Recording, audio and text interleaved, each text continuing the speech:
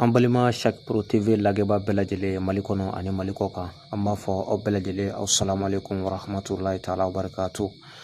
Ni aw ka bi bamanankan kunnafoni an bɛna min walawala ka lase aw ma nin waati in na.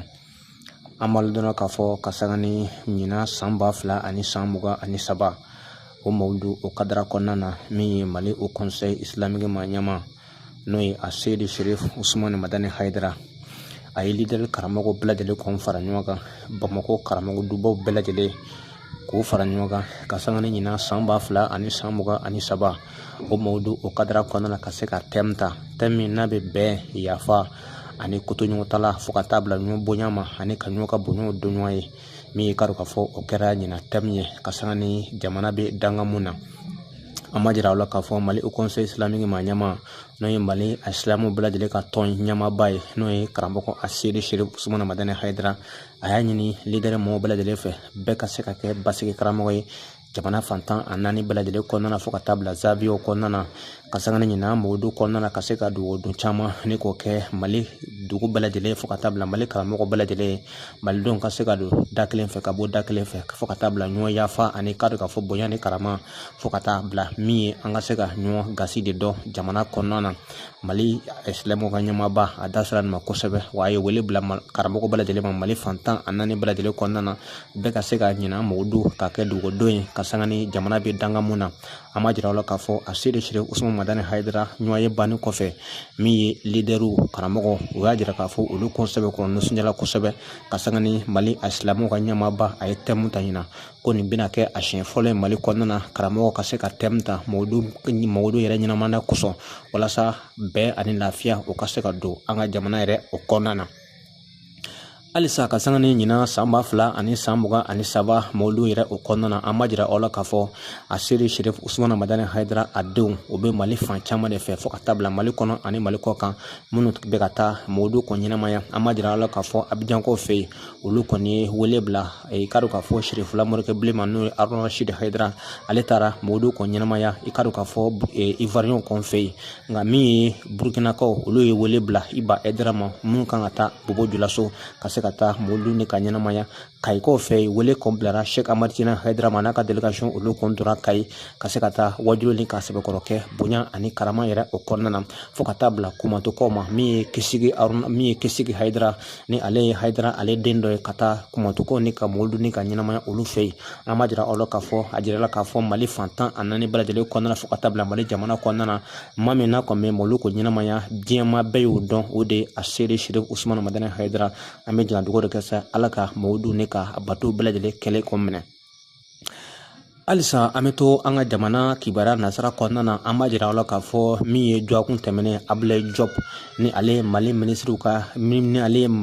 des affaires étrangères. An b'a jira aw la k'a fɔ ONU olu ka lajɛba yɛrɛ kɛnɛ kan a y'a dabɔ fili kɔrɔ kan min ye k'a dɔn k'a fɔ Faransi i k'a dɔn k'a fɔ ka sɛbɛkɔrɔla gosi k'an bɛ don min na fɔ bi bi in na ni ye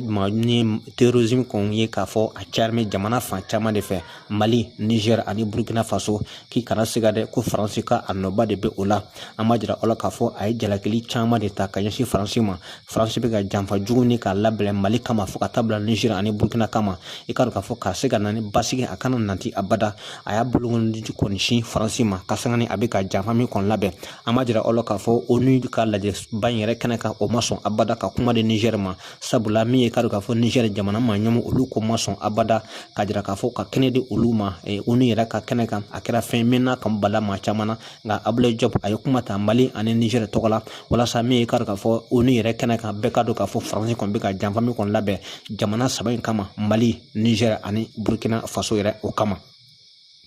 Halisa ka sanga ni lajɛ mun n'a kɛra jɔkun tɛmɛnen ONU yɛrɛ siège la i k'a dɔn k'a fɔ min ye jamana camanba olu tun bɛ a kɛnɛ kan. Burkina Faso ko ka kumalasela n'o ye Burkina ministre ba ye ale fana a dama suɲɛ ka lajɛli min ye k'a dɔn k'a fɔ lagosili ani k'a dɔn k'a fɔ k'a lase Faransi ma k'a bɛ ka janfa jugu belebeleba ni k'o labɛn Mali, Niger ani Burkina Faso kama ko i k'a dɔn k'a fɔ Faransi fɛla yɛrɛ kɔni tɛ abada basigi kɔni ka se ka na di jamana 3 in de kama. An b'a jira aw la k'a fɔ min n'a kɔni digila Faransi la kosɛbɛ ni jɔkun kɔnɔna min ye Mali, Niger ani Burkina Faso olu jɛna ka alliance kɔni sigi min na n'a kɔni bɛna diɲɛ ani baarako ɲɔgɔnya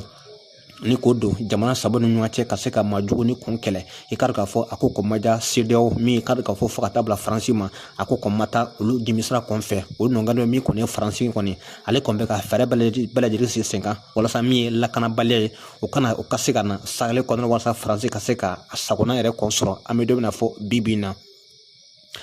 n'an bɔra an ka farafinna jamana kɔnɔna na an bɛ taa